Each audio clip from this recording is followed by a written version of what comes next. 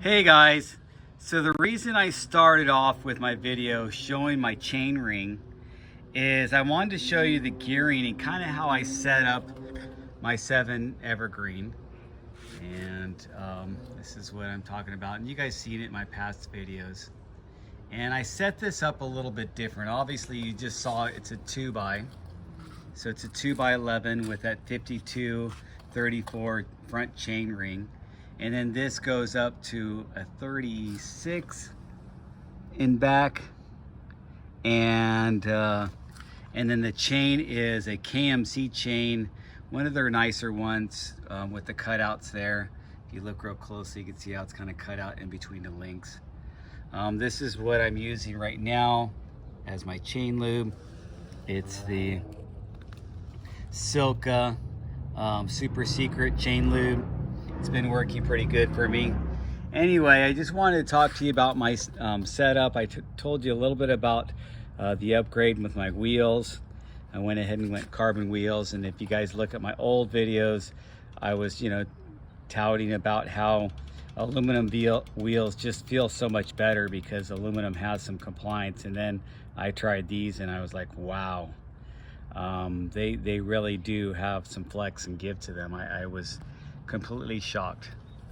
Anyway, so I wanted to talk to you about a little bit about some things you need to do for maintenance, and I get this with my bike, and I try to change the chain like at least once a year.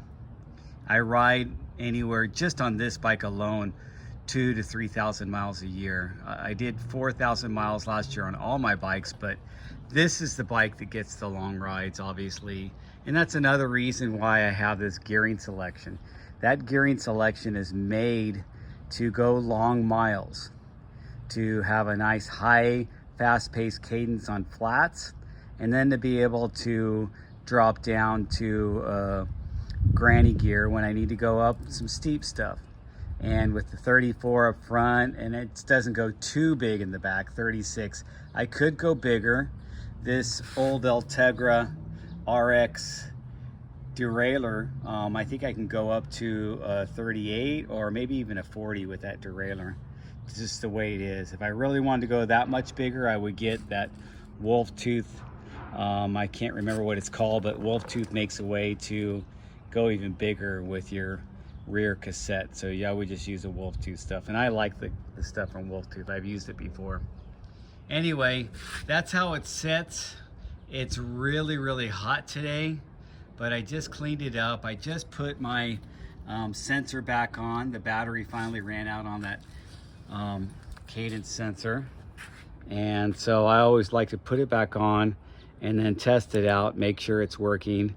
So I'll turn this on and just show you how you can tell if your Cadence sensor is working. So it's giving me a weather alert already. It's freaking hot, you guys. It really is hot outside.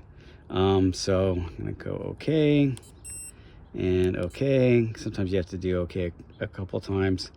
Let me go back. I don't need my smartphone thing.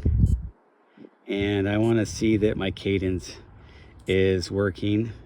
So I'm just gonna go ahead and open up my app for gravel, and then I have if you see, this is the Cadence one right here, and so I'll just start turning it.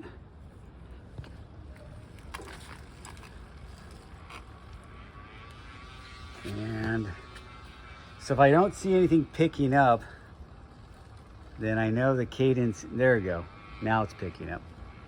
So it looks like it paired right back up, and there's the Cadence. Obviously I stopped pedaling, but it takes a little while.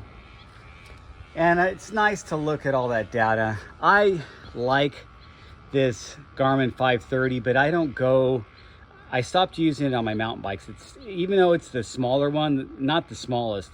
Garmin has 3 sizes.